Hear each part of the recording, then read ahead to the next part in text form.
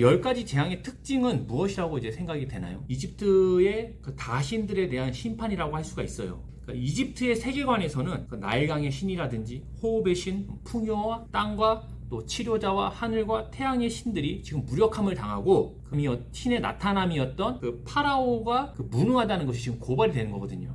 그러면 이 다양한 신들이 그 존재하는 이유, 그 공통의 이유는 대체 무엇이었을까요? 사람들이 이렇게 다양한 신들을 만드는 이유가 뭘까요? 사람의 생명과 삶과 연결이 되어 있다고 할 수가 있어요. 고로 10가지 심판의 핵심은 뭐냐면 누가 생명의 주인이냐, 그 삶을 책임지느냐를 보여주는 것이라고 할 수가 있어요. 이것이 핵심입니다. 생명이 없는 나무가 뱀이 되는 것으로, 또 생명의 강이 피로 변하는 것으로, 땅과 곡식이 황폐해짐으로, 또 질병과 어둠이 임하는 모든 것은 다 사람의 생명과 관련이 되어 있다는 겁니다. 특히 신의 현현인 파라오의 장자의 죽음은 더 그랬죠. 결국 그 생명과 삶을 누가 쥐고 있느냐의 싸움이었다는 겁니다. 이것은 현재도 동일한 것이죠. 사람들이 종교를 가지게 되는 이유도 결국 가보면 자기 생명 때문이에요. 이번에 그 코로나 팬데믹 기간 동안에 인도에서 사람들이 그렇게 소똥을 엄청 바르고 소변을 먹었다고 하더라고요. 이유가 뭐냐면 힌두교에서는 소가 신성하고 또 능력이 있는 거죠. 우리가 질병들을 소의 대변을 바르면 낫는다고 믿고 소변을 마신 거죠. 분명한 것은 누구도 이 생명의 문제를 극복하지 못하더라는 거예요. 생명의 극복의 문제는 죽지 않는 것도 있지만 뭐 질병에 걸리지 않고 뭐 그런 것도 있지만 사람만이 독특하게 무엇을 위해 살 것인가, 삶이란 대체 무엇인가라는 질문을 하게 되는 것이죠. 소가, 돼지가 인생이 대체 무엇인가, 자신의 삶을 어떻게 살 것인가에 대해서 생각하지 않잖아요. 그저 생명 보존만 생각하지만 사람은 생명 외에도, 보존 외에도 그 인생을 어떻게 살 것이고 인생이 대체 무엇인가에 대한 질문을 갖더라는 겁니다. 우리는 어린 나이부터 틈틈이 이러한 질문들을 하고 있었던 거죠. 하지만 당시 상황이 바쁘고 또 직장도 다녀야 되고 돈도 벌어야 되고 그때는 육체도 건강하고 또 자녀들도 키워야 되고 바쁘기 때문에 그런 생각들이 떠오르지만 깊이 생각하지 않고 그저 직장에 다니는 것으로, 아니면 뭐 대학에 다니는 것으로, 아니면 돈을 버는 것으로, 자신이 지금 건강한 것으로 묻어두고 갔던 것이죠. 하지만 나이가 들고 은퇴를 하게 되고 건강이 나빠지고 자신을 찾아오는 이들이 없어지게 됐을 때에 그동안 자신이 무엇을 위해 살았는가에 대해서, 또 이후에 어떻게 살아야 되는지에 대해서, 자신의 인생에 대해서 우리가 다시 한번 고민하게 되더라는 겁니다. 생명과 삶에 대한 답은 우리가 어디서 찾을 수 있을까요?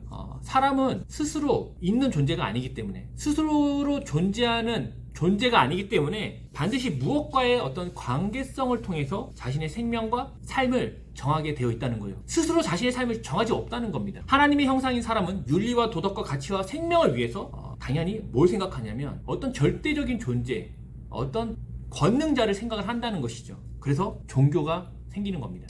때문에 사람들은 다양한 신들을 만들었고 그 신들을 통해서 그들은 양식과 가치와 윤리와 내세를 약속을 받았던 거예요. 하나님이 지금 10가지 재앙을 통해서 하나님 자신만이 유일한 하나님이신 것을 지금 확인을 시켜주어야 되는 겁니다. 동시에 생명과 삶은 오직 하나님으로만 답을 얻을 수 있다는 걸 지금 보여주는 것이 10가지 재앙의 특징이라는 것이죠.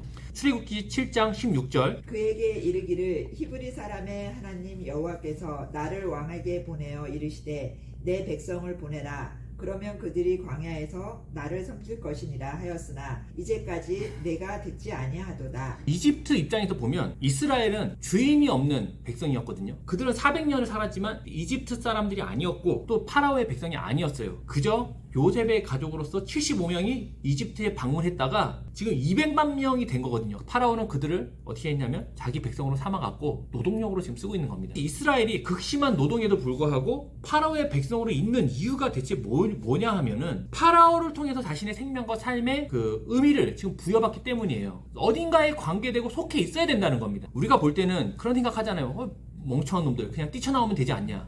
생각해 보시면 그렇게 뛰쳐나온 후에 어떻게 그 생명과 삶을 이어갈 것이냐는 없는 거예요. 예를 들어서 가출한 아이들이 있어요. 가출한 아이들에게는 항상 악한 자들이 붙습니다. 가출한 아이들은 그 악한 자들에게 붙잡혀갖고 그 삶을 벗어나지 못해요. 왜냐하면 누군가에게 매여서 어떤 관계성 안에서 사람은 자신의 생명과 삶을 결정하기 때문이거든요. 아이들이 그렇게 도망쳤어요. 그럼 어떻게 됩니까? 다시 부모에게 가야 되죠. 부모에게 가지 않고 다시 그 자리에 있다면 또다시 누군가 와서 그들과의 관계를 형성하여 또 생명과 삶을 결정해 준다는 겁니다.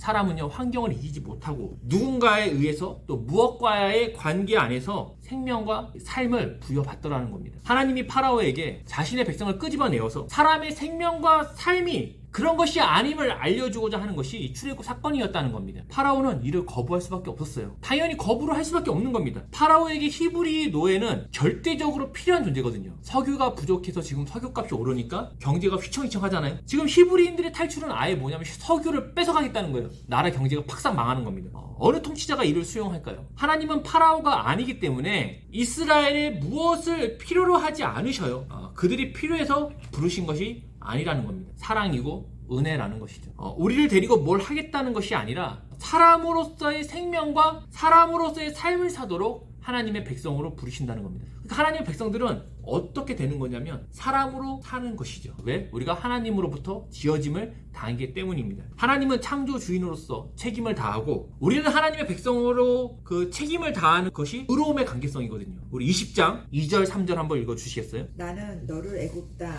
종 되었던 집에서 인도하여 낸 내 하나님 여호와니라. 너는 나 외에는 다른 신들을 내게 두지 말라. 10계명의 이제 핵심이라고 할 수가 있죠. 하나님 외에 다른 신을 두지 않는 것, 이것이 하나님 백성의 책임이라는 겁니다. 이 얘기는 뭐냐면 나의 생명과 삶이 오직 하나님으로부터만 주어지는 것을 인정한다는 거예요. 이게 생각보다 쉽지 않아요. 일단 돈이 없으면 화가 나요. 기분이 안 좋아요. 또 어려운 일이 생기면 낙심되고 실망스럽습니다. 또 내 뜻대로 뭔가 진행되지 않으면 정죄를 하거든요. 그리고 싸우게 되는 것이죠. 이런 것들이 쉽지 않은 거예요. 10가지 재앙은 사람이 자신의 생명과 삶을 결정하던 다양한 신들, 또 파라오와 환경을 무너뜨리고 하나님이 참 하나님으로서 사람의 생명과 삶을 주인이심을 보여주는 사건이라는 겁니다. 이 일에 있어서 파라오와 다양한 신들은 무력하였고 그들의 세계관은 박살나는 거죠. 환경이 바뀌는 거죠. 사람은 환경을 이길 수 없지만 하나님은 그 환경을 바꾸셔갖고 그들을 끄집어내더라는 겁니다. 이 하나님이 예수 그리스도를 통하여 누구나 하나님의 자녀가 되는 길을 여셨고 예수 믿는 자들은 삶에 대한 반응과 또 돈과 어려움에 그리고 그 관계에 대해서 남들과는 다른 반응과 결과를 가지고 있는 자들입니다. 물론 돈이 없으면 힘들죠. 자본주의 사회의 이 환경이기 때문에. 하지만 그때 우리가 다른 반응과 결과를 가진 자들이 바로 성도라는 겁니다. 내가 문제가 많아도 또 하나님께도 나아가서 구할 수 있는 겁니다. 하나님은 하나님 되시지 않습니까? 우리가 다르지 않습니까? 라고 염치를 불구하고 구하고 의지하고 또 관계 속에서 교회와 또 직장과 가족 안에서 고부 간에 또 형제 간에 자신의 주인됨을 주장하지 않고 하나님의 백성으로서 하나님이 내게 행하신 일을 행하고자 할 수 있는 자들이 됐다는 겁니다. 다른 반응을 한다는 것이죠. 그 핵심은 그겁니다. 상대를 불쌍히 여기는 거죠. 주님은 우리를 참 긍휼히 여기시는 것 때문에 일하시잖아요. 불쌍히 여깁니다. 불쌍히 여기는 것에 대해서 우리는 어떻게 반응하냐? 그럴 수 있다. 나도 그랬던 것 같다로 나간다는 거죠. 이런 적용은 무조건적인 수용이나 용납을 말하진 않아요. 때론 무서워 보이기도 하고 혼도 내야 있지만 하나님의 생명을 받은 자로서 세상과 다른 생명과 삶으로 반응하는 거죠. 상대를 불쌍히 여기고 그럴 수 있다. 나도 그때는 그랬던 것 같다로 대하는 것이죠. 결국 10가지 재앙은 사람의 생명과 삶을 결정하는 세계와 환경이 무너지고 하나님 자신이 만물의 창조주요 하나님 되시는 걸 보여주는 사건입니다. 이 부르심에 응답하는 성도가 참으로 복되다는 것이죠. 이집트를 치시면서 10번째 재앙으로서 모든 장자를 치시는 일을 하셨어요. 상징적으로 모두를 죽이시는 겁니다. 여기서는 이스라엘이 재앙을 면하고 이스라엘에게 구원의 이유가 있었는데 그게 뭐냐면 이스라엘은 어린 양을 잡아요. 그래서 그 피를 문설주, 그러니까 문지방에다 바르는 거죠. 그리고 그 고기를 먹고 그 어린 양으로 인하여 그 하나님의 사자가 그 문 밖에 있는 피를 보고서 이 집은 이미 심판이 행해졌다 하여 그 집을 넘어갔다고 해서 유월절이라는 절기가 생기는 겁니다. 유월절이라는 것 자체가 넘어간다는 뜻이거든요. 이런 어린 양으로 인해서 대속과 유월절의 실체는 신약에서 예수 그리스도를 통해서 성취가 돼요. 그러니까 주님은 항상 그런 얘기를 하시죠. 내 피를 마시고 내 살을 먹는 자는 이런 말씀을 해요. 이런 말씀은 유월절로 예표된 구원의 실현을 말씀하시는 거죠. 자신을 통해 실현되는 겁니다. 주님의 피와 살을 먹는 것은 예수님이 우리를 위해 죽으심과 영원한 생명의 내용이라는 것을 보여주는 거예요. 생명의 내용이라는 건 뭐냐면 즉 우리가 예수님의 피와 살을 먹음으로써 말미암아 우리가 예수님과 같은 존재와 신분으로서 어떻게 살 것이냐 주님이 보여주신 대로 이 땅에서 산다는 겁니다. 유월절이 이집트로부터 해방만이 아니라 손에 지팡이를 잡고 누룩을 넣지 않는 빵을 먹고 그 누룩을 넣지 않았다는 건 뭐냐 빵이 발효시킬 수 있는 발효할 만한 시간이 없을 정도로 급하게 했다는 것이죠. 그리고 빠르게 파라오의 백성에서 벗어나 하나님의 백성으로 그 나라로 돌아가는 것을 얘기를 하는 거예요. 그러니까 신약 성경에서는 이를 누룩 없는 빵을 먹고 급하게 나가는 것들을 뭐라고 얘기하냐면 죄와 사망과 심판으로부터 구원이고 영생과 거룩으로의 출발을 설명을 하거든요. 우리 12장 14절 한번 보시겠어요? 너희는 이날을 기념하여 여호와의 절기를 삼아 영원한 규례로 대대로 지킬지니라. 그러니까 이 사건을 경험한 이들은 이것이 참으로 기념할 만하고, 왜냐하면 또 출애굽을 하였으니까 또 지킬 마음이 있지만 이를 경험하지 못한 세대들은 의미가 없는 겁니다. 지금도 보면 공휴일 있잖아요. 빨간 날. 그건 그 날짜에 어떤 사건이 있었다는 것을 우리가 기억하고 그 의미를 되새기는 거잖아요. 뭐 독립기념일, 3.1절, 뭐 광복절, 뭐 현충일, 추수감사절.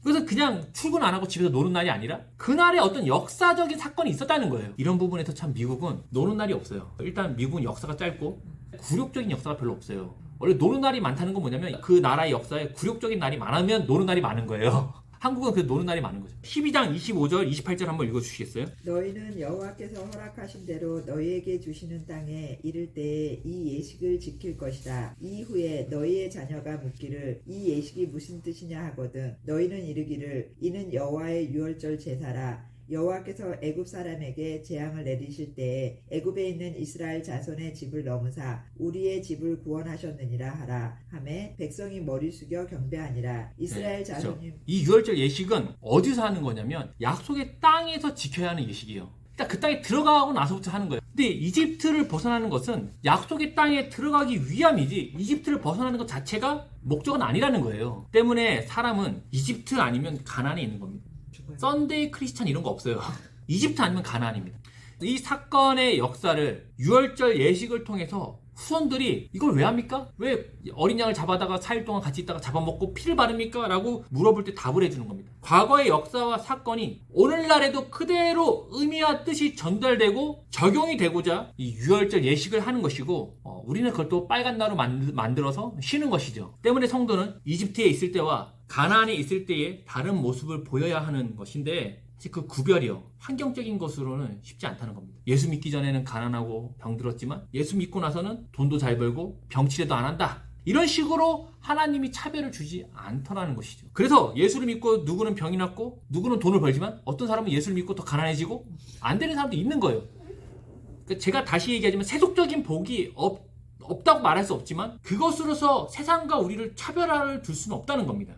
이 구별의 기준은요 죄에 있어요. 자신의 주인됨을 위해서 살았고 하나님을 모르던 삶에서 하나님을 의지하는 삶으로 돌아감에 차이가 있는 것입니다. 성도는 사람이 세상의 것으로 만족할 수 없다는 것과 우리의 싸움이 죄와의 싸움인 것을 보여줘야 하는 것인데 이를 세속적이고 물질적인 싸움으로 보여준다면 기독교는 힘이 없는 것이죠. 야, 기독교 가면은 1억 버는데 불교 갔더니 3억 주더라. 불교 가는 겁니다. 세속적인 것과 물질적인 것으로 차이를 보여주면 기독교는 힘을 잃는 것이죠.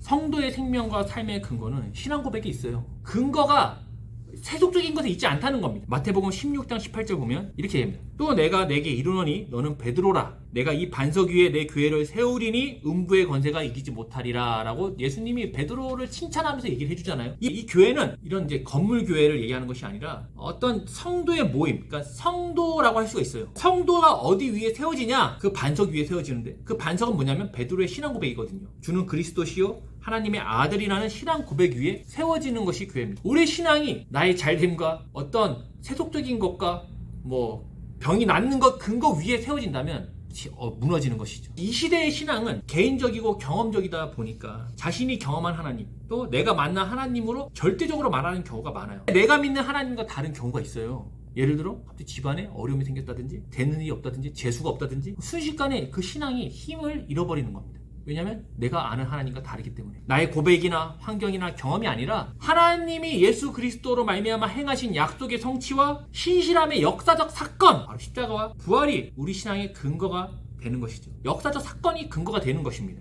이 사건들에 대해서 이전에 주님이 하신 말씀과 구약의 말씀을 통해서 의미를 발견하고 깨닫게 돼서 제자들이 쓴 게 신약 성경이거든요. 하지만 그 깨달음과 의미 부여가 중심이 아니라는 겁니다. 깨달았으니까 그 십자가가 의미가 있는 게 아니라 자기 아들을 십자가에 죽이는 사건을 이루신 하나님이 나의 신앙의 근거로 자리를 잡아야 한다는 것이죠. 내 느낌과 경험과 깨달음을 신앙의 근거로 가지게 된다면 아까 얘기한 것처럼 내 뜻과 경험과 다른 하나님의 인도하심을 만날 때 실망과 불안, 불만이 커지고 더 나아가서는 하나님이 없나보다까지 가게 되는 겁니다. 하나님은 변치 않으심과 신실하심으로 역사적 사실로 근거를 삼아 유월절을 만드시고 또 십자가 사건을 만드셔서 하나님 위에 내 신앙의 근거를 서 있다면 하나님이 역사를 신실함을 인도하시는 통치 안에서 나의 근심과 안됨과 병듦과 문제들이 우리를 넘어뜨릴 수 없다는 것이죠. 이런 하나님의 근거보다 내 확신과 내 만족의 근거, 내 느낌이 만족의 근거가 될 때에 우리는 분노하고 의심하고